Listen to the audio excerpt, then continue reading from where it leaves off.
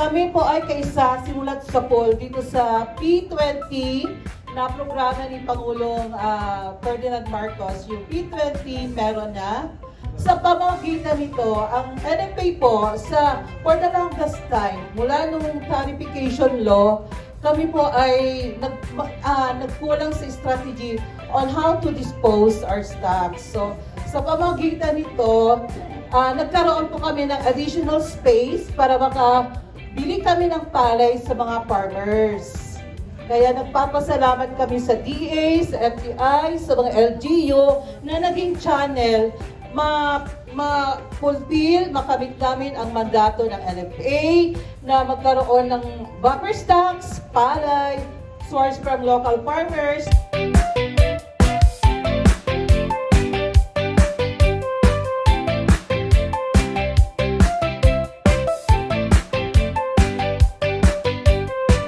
Of course, we are planning to expand. Una yung Baguio niyan, pangalawa yung Benguet, and of course we're encouraging other local government units to do the same. Makipag-MOA sila sa FTI para dito sa rollout ng program.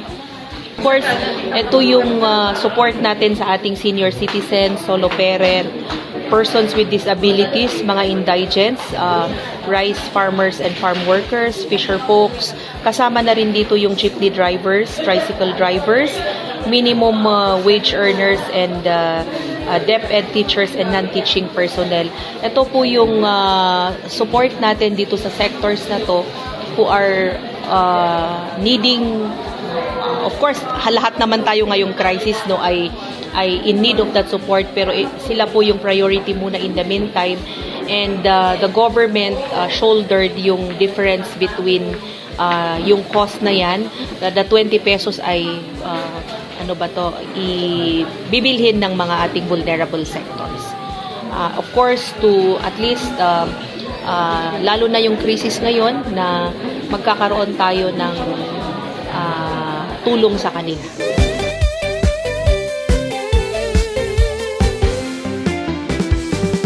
Una sa lahat, nagpapasalamat po kami kang Presidente Bongbong Marcos dahil dumating po dito sa Kapitol na Ginting Bigas. Malaki pong tulong ito sa amin.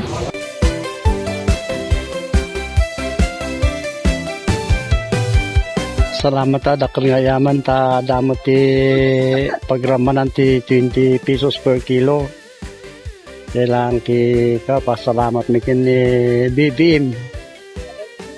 Mga thank you very much.